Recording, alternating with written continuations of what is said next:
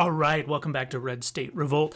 I started this channel because I wanted to dig deeper into the news of the day, and today, or actually yesterday, provided a great example for me to do just that. And so what I got dropped on me from a friend of mine was this preliminary summary that was done by Russell James Ramsland Jr., which you may have seen on a couple different news channels. He's done interviews here and there talking about problems with the Dominion machines. Now, this particular article, I've put the link to this article in the description of the video, and it's sufficiently long, but I'm going to try and summarize that for you here so you don't have to. And I want to start off by talking a little bit about the original design of the Dominion system. Now, I've got a screenshot up here of version maybe 2.0, 2.2. It's several years old. This is from the Colorado State website where it shows the high-level design. Now, this thing is complicated, super complicated. Are you looking at what you've probably heard on the news, the ImageCast central system over here on the left, the Dominion Democracy Suite election management system, EMS, in the middle, and then what goes on with ImageCast within each individual precinct, so the scanners and printers and so on. Down at the bottom, we've got the adjudication process, the reporting and tallying piece, which I'm going to talk about here in a minute, and then how these results are published to the internet, okay? In case anyone says, oh, they're not connected to the internet, they absolutely are. That's how the results get sent out to the data feed so they can be reported. They're absolutely connected. Now, there is a much more simplified version in the 5.5 user guide, which is where I got this screenshot from. I also have a link to where these screenshots come from in the video description. This is much more simplified, but you can still see this is sort of a complex process. And down at the bottom, look at the legend. There's where secure electronic transfers are occurring with the solid arrow and physical transfers with the dotted arrow. Now, what's of debate here is whether or not those solid arrows are really secure electronic transfers, and the reality is they are not. The other part to this process, if you have to think from a high-level hacker perspective, where would you want to make changes if that was your goal? It wouldn't be in the individual votes, all right? It wouldn't be in the way that the ImageCast works. It would be in the tallying and reporting system, because this is where everything's aggregated.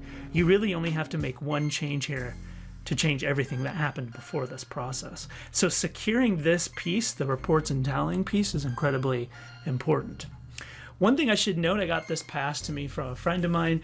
I highly recommend you watch this video. I've also got the link posted that shows one of the security flaws with the system, which is the QR code on the ballot is not really a security measure.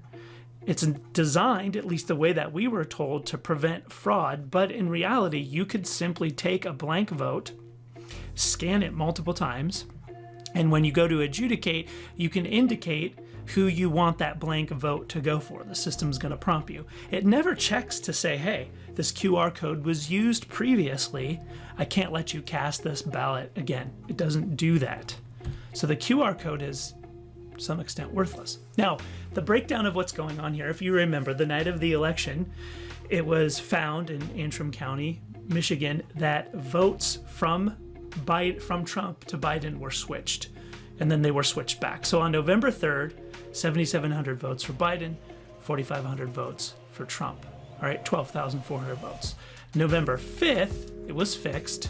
Trump somehow got 5,000 more votes, and Biden lost a couple hundred votes for a total of 17,000. And then another recount on November 12th, and I'm going to come back to this in a minute, where Trump had the same almost the same number of votes, and Biden lost votes for a total of 15,000. Now, again, we were told there was no vote switching, or this couldn't possibly happen, but it didn't happen just once. It didn't happen twice, which is what I thought. It happened 3 times. This is incredible, okay? Now, we go a little bit deeper. This wasn't the only election where this took place. So if we look at the Central Lake Schools election, on the right is the election day count, where Eckert had 519 and Schaefer had 525, and there were 24 write-ins for 1,068. All right, Schaefer won this. Now, the catch here is that the top 2 candidates win. So it didn't really change the outcome of the election. However, it did change who was in first place, so to speak. And in the recount, Eckert won and Schaefer lost. both times the difference was 6 votes, but there were many more votes in the second recount, 742 to be precise. That is some serious error in the way that the counting and tabulating works. Right. Some of the other things that were found in here, the adjudication logs for all of the prior years of voting are in the computer system. However, the adjudication log for the 2020 election is missing. Bizarre. The image cast machines are connected to the internet, and there's a network scanner with an Ethernet port. Right? There's also APIs, or application programming interfaces, very common. You probably use one every single day if you interact with anything online. It sends data between different systems. There's also a web interface or an HTTP connection to the election management system, and it is not just an internal connection, it is also connected to the greater internet at large. There were 2 USB memory sticks that contained software. Now, this is really fascinating. One of them had the software that was installed on the system when the election took place on November 3rd. The other software was programmed or installed on the system on November 6th. So there were 2 different softwares being used, different updates. What's bizarre is the one on November 6th was installed after the election took place. Why would you need to do that? The election's over. There's no reason to install a new piece of software on it, right? Unless maybe you're covering something up, perhaps. You would want to do it that way. That update and the times that we captured, if you looked at Biden and Trump's results and you looked at those school board results, were done after the update occurred and votes were switched. Interesting. The second part of this is that those calculations on the original software, again, November 3rd, and then there was another one done, this is a little bit different township, it's Central Lake Township, was called for on November 5th, done on November 6th, and it was done or rerun using the new software. And there was a 60% change in the voting results. Now, the election law says that there has to be 1 in 250,000 vote, one chance in 250,000 there will be an error, so that's 0.0008. This is a 60% error rate. That's ridiculous. Some security issues that were going on. First, the hard drives weren't encrypted. The SQL Server database was not protected. I'm a computer person myself. I couldn't imagine having a database without a password, even one that's got junk in it. There's no reason why it shouldn't have a password.